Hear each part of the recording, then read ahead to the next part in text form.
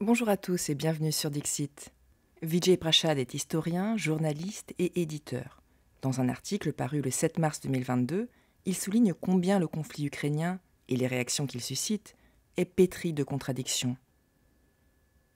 Selon Vijay Prashad, c'est la surprise et l'horreur qui définissent le mieux la réaction à l'intervention militaire russe en Ukraine.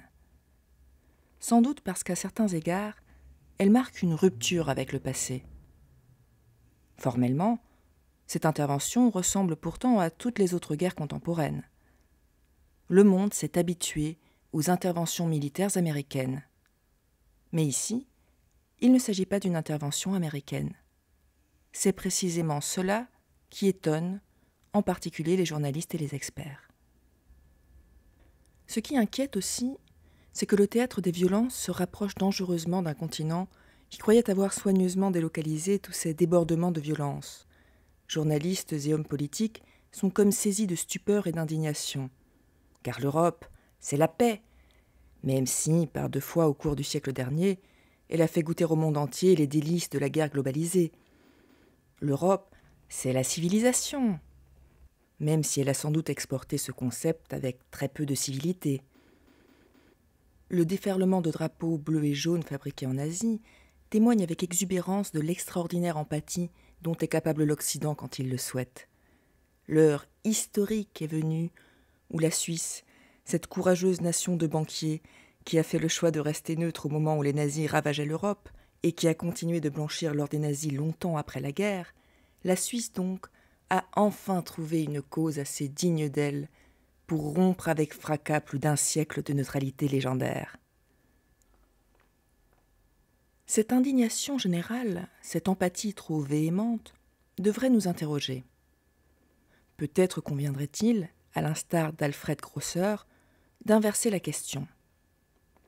Trouverions-nous judicieux qu'un Africain estime une hécatombe en Europe comme le produit normal d'une civilisation qui a produit Auschwitz ? Tout en déplorant la violence et les pertes en vie humaine que subit l'Ukraine, suite à l'intervention russe et aux violences néofascistes dans le Donbass, il est important de prendre du recul et de s'intéresser à la façon dont le reste du monde perçoit ce conflit, à commencer par l'obsession ethnocentriste de l'Occident, dès lors qu'un conflit touche des populations auxquelles il est susceptible de s'identifier pour des raisons culturelles, religieuses ou de couleur de peau. Comme le rappelle Vijay Prashad, la guerre en Ukraine n'a malheureusement rien d'exceptionnel. La guerre en Ukraine s'inscrit dans le cadre d'une série de guerres qui ont ravivé les plaies d'une planète déjà très fragile. Les guerres en Afrique et en Asie ont l'air sans fin, et certaines sont à peine mentionnées par les médias ou par les flots de commentaires qui abondent sur les réseaux sociaux. Par exemple, la guerre en République démocratique du Congo, qui a commencé en 1996 et qui a fait des millions de morts, n'a pas déclenché la vague de sympathie internationale à laquelle on a assisté tout au long des reportages sur l'Ukraine. Plus précisément, le conflit en RDC est le plus meurtrier depuis la Seconde Guerre mondiale et a causé plus de 6 millions de morts. D'ailleurs, il faudrait plutôt parler de conflits au pluriel, car depuis 1994 et le génocide des Tutsis au Rwanda voisin, qui a fortement déstabilisé la région, ce territoire a subi la première guerre du Congo, entre 1996 et 1997, puis la deuxième guerre du Congo, de 1998 à 2003, parfois surnommée la Première Guerre mondiale africaine, et enfin la guerre du Kivu, entre 2004 et 2009. Pourquoi si peu d'empathie et de médiatisation autour du conflit le plus meurtrier depuis la Deuxième Guerre mondiale ? Si l'abrutissement des élites dirigeantes et médiatiques alimente leur indifférence, peut-on réellement parler d'ignorance ? Comme disait Simone de Beauvoir, le principal fléau de l'humanité n'est pas l'ignorance, mais le refus de savoir. Certes, Kinshasa est plus loin de Paris que Kiev, mais le sort de la République démocratique du Congo devrait particulièrement intéresser tous les francophones, puisque, France à part, c'est aussi, et de très loin, le pays qui compte le plus de francophones au monde, avec près de 49 millions de locuteurs, contre 53 000 en Ukraine.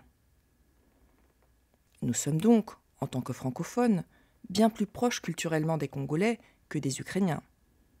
Pourtant, on parle relativement peu des conflits en Afrique francophone. Par contraste, les commentaires des dirigeants politiques et des journalistes lors du conflit en Ukraine ont révélé l'emprise profonde du racisme sur l'imaginaire de ceux qui façonnent l'opinion publique.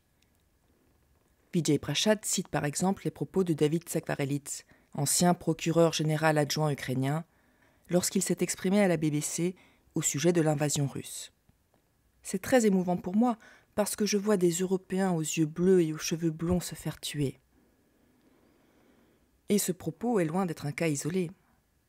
La franchise affichée par certains éditorialistes, qui étalent en toute impunité leurs préjugés ethniques, s'explique peut-être par l'effet de surprise qui met à mal le vernis du politiquement correct.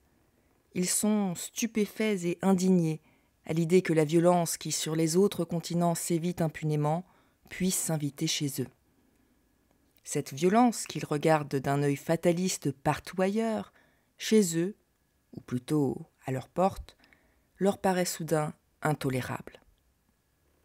Vijay Prashad rappelle que, très récemment encore, il était impossible d'attirer l'attention des médias sur le conflit du Cabo Delgado, un conflit qui naît de l'accaparement des ressources locales en gaz naturel par deux multinationales, l'entreprise française Total Energy SE et l'entreprise américaine ExxonMobil, et qui a conduit au déploiement de troupes rwandaises au Mozambique avec le soutien de l'Europe et du gouvernement français. Personne, ou plutôt personne parmi les dirigeants des États de l'OTAN, ne s'émeut de la souffrance des enfants en Afrique et en Asie. Ces mêmes dirigeants et journalistes semblent en revanche bouleversés par la guerre en Ukraine. Une guerre poignante, certes, comme toutes les guerres à vrai dire. Une guerre qui nous interpelle tous, mais qui ne devrait pas occulter les autres conflits qui secouent la planète, dont certains sont plus sanglants et dévastateurs encore, et qui risquent fort d'être, une fois de plus, passés sous silence et s'effacer de notre mémoire collective, faute d'intérêt et d'attention de la part des médias et des dirigeants internationaux. Or, dans un monde toujours plus polarisé, s'informer correctement sur ces sujets devient de plus en plus difficile. Les médias occidentaux sont en train de devenir les sténographes de leur gouvernement. À l'étalage complaisant des préjugés ethniques sur les chaînes de télévision occidentales, il faut en effet ajouter la censure des médias qui cherchent à véhiculer une autre interprétation des faits. Les médias des États russes et chinois se font de plus en plus bannir des réseaux sociaux. Quiconque remet en cause le storytelling de Washington est marginalisé, et les voix dissidentes peinent à trouver leur public. L'actuel conflit en Europe de l'Est sert ainsi de prétexte pour porter atteinte à la liberté de la presse, comme l'a confirmé la suspension des droits de diffusion de Russia Today en Europe et en Australie. Les guerres sont toujours moches, surtout les guerres d'agression. Le rôle d'un journaliste est d'expliquer pourquoi un pays entre en guerre, surtout quand il s'agit d'une guerre sans provocation. Pour Vijay Prashad, l'attaque russe en Ukraine requiert des explications. Ses racines sont profondes et multifactorielles. D'une part, elle s'inscrit dans le cadre de la résurgence d'un nationalisme ethnique en Europe de l'Est suite à la chute du régime soviétique. D'autre part, c'est une réponse à l'avancée de la puissance américaine, à travers l'OTAN, jusqu'à la frontière russe. Enfin, il faut tenir compte de la relation houleuse qu'entretiennent les principaux États européens avec leurs voisins d'Europe de l'Est, notamment la Russie. Si on choisit d'ignorer les causes du conflit pour se contenter de réactions émotives vides d'analyse, on ne peut aboutir qu'à la diabolisation et à la déshumanisation de l'autre, donc, in fine, à une escalade des tensions. Seul un dialogue fondé sur la compréhension mutuelle des enjeux qui travaillent les uns et les autres peut mener à la paix. Expliquer ce conflit, ce n'est pas le justifier, car rien ne justifie le bombardement d'un peuple souverain.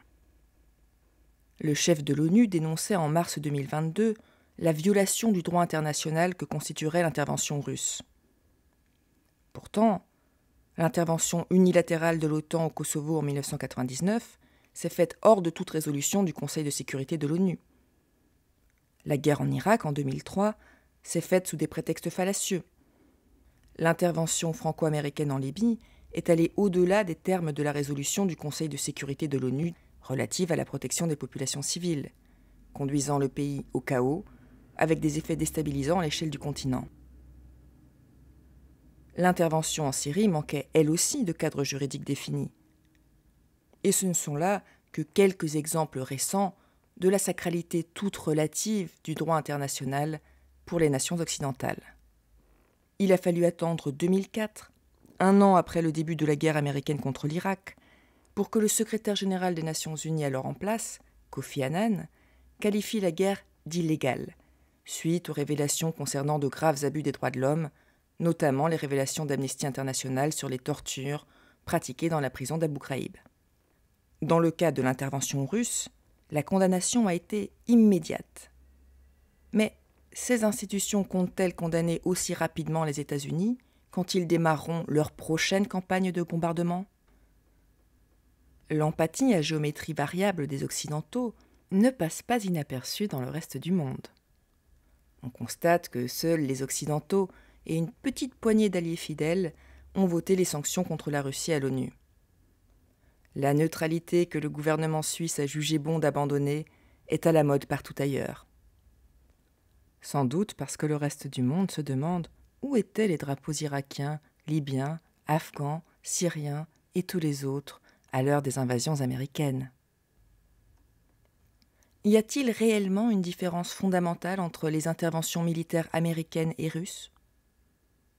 À voir les photos de Gaza qu'on fait passer pour des photos de Kiev, on pourrait croire qu'en fait, toutes les interventions militaires se ressemblent. Mais pas du tout. Aux yeux des médias occidentaux, il faut soigneusement distinguer la bonne intervention militaire de la mauvaise intervention militaire. Les deux comportent des chars, des missiles et des cadavres. On pourrait presque les confondre. Mais dans un cas, c'est pour mieux défendre les droits de l'homme et faire prospérer la démocratie. Alors que dans l'autre, c'est un signe évident de barbarie et d'autoritarisme. Comment faire la différence ? Rien de plus simple. Il suffit de prendre en compte la distance géographique et le rapport des forces en présence. Plus la distance est grande, plus le rapport de force est inégal, plus l'intervention est juste. Elle s'inscrit alors dans une vieille tradition qu'on appelle la pédagogie à l'occidentale. Les États-Unis ne font que poursuivre la mission d'une Europe qui s'est toujours rêvée civilisatrice, à défaut d'être civilisée.